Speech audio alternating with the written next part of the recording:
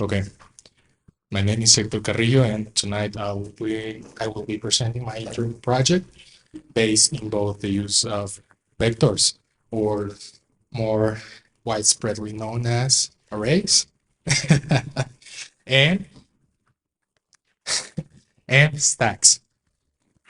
So first of all, for my computational problem, everyone knows that the computer does exactly what you tell him to do, no matter how efficient, or simply how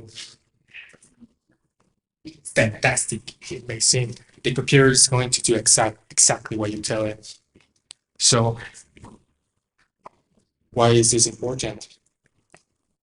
Because we need to find ways to limit or signalize the computer from which end to which end we want to execute a certain task and how it is supposed to do it.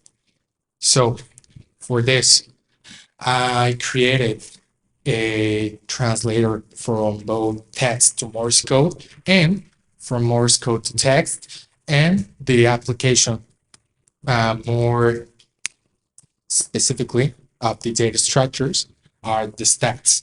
But what are the stacks going to do? In this case, uh, it has been seen that the stacks are the most common way to delimit statements, both in mathematical operations or and in familiar environments for us, which are the IDs.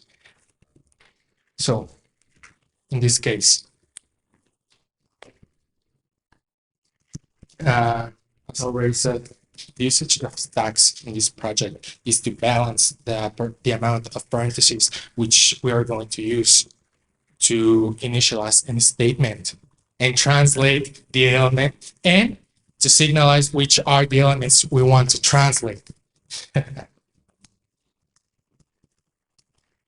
In this case, we have three different methods, but for starters, we have a dictionary, or more known as an array. Why did I choose to use an array for starters? Morse code is an already known and delimit character-based language. So what does it mean? We're not going to add any new alphanumerical values, and we already know the equivalents to those alphanumerical characters.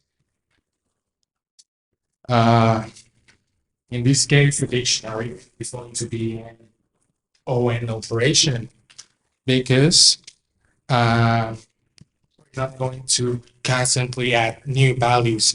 They already exist, and the computer is going to simply sort the dictionary looking for the character in text or in Morse code and display its counterpart. So for the big O parentheses, first we have the balancing parentheses, or balancing parentheses function, which is going to be at time, which time complexity is going to be ON. Why is it going to be ON? Because in the worst case, the method is going to read every single start parenthesis and then go to the closing parentheses, looking if they match. In the best case, it's just going to be, I don't know how many, maybe two, maybe three, both in each side, or everyone in each size.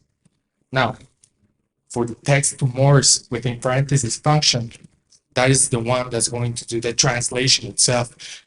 That method is going to check if the text or the Morse code is inside characters, because anything beside the parentheses, because anything that exists outside the parentheses is not going to allow it to be translated, and it's going to launch a error message. So what does it mean that the whole code has a big O notation of ON, it means basically that the code is going to be as complex and as recursive as the user itself interacts with it.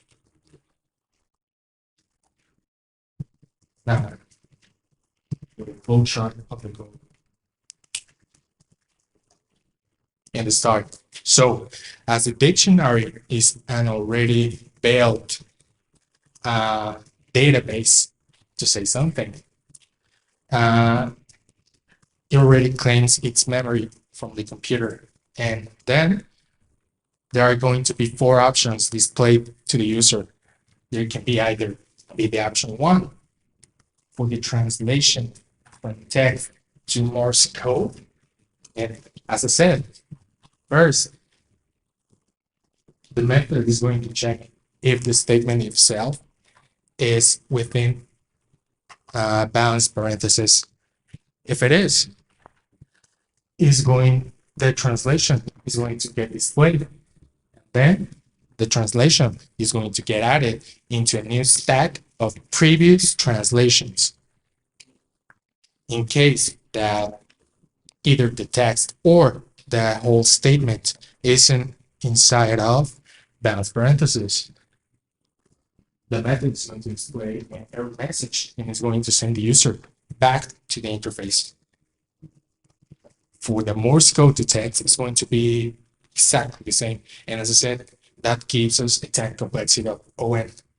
The code is going to work and work and work until we said, kill it. I don't want to translate anything else. Now, for the code.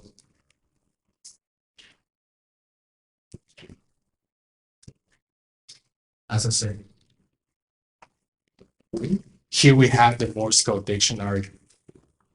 As the database, it's relatively small in comparison to any other databases we're going to find out there. The random search of values is going to be limited by the size itself. Right now, that is why an array, or this dictionary in this case, is the most efficient way, because the size itself is relatively small.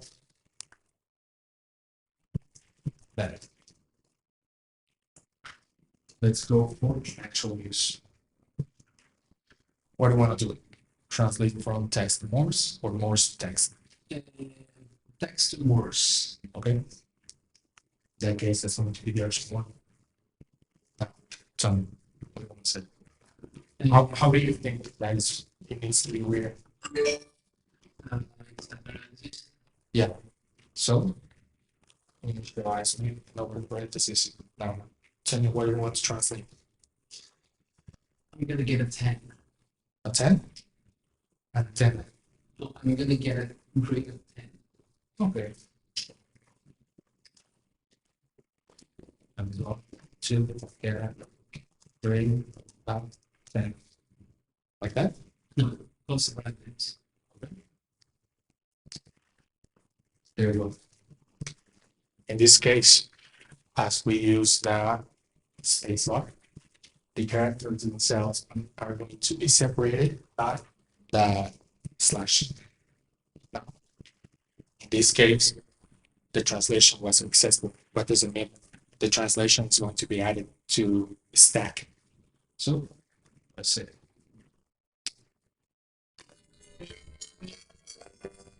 there we go. Why did I choose stacks? Well, like I said, the only thing we needed to do was to check if the parentheses were balanced. So what is the case of doing that with a linked list that needs to check for every single character that's going to get appended into it? That's why we just needed the stack to append the parentheses, the starting ones and the final ones. We didn't need to interact with that information. We just needed to check if it existed inside of our statements. That's why the stacks are the best in this case. And the dictionary Now we're talking about the dictionary.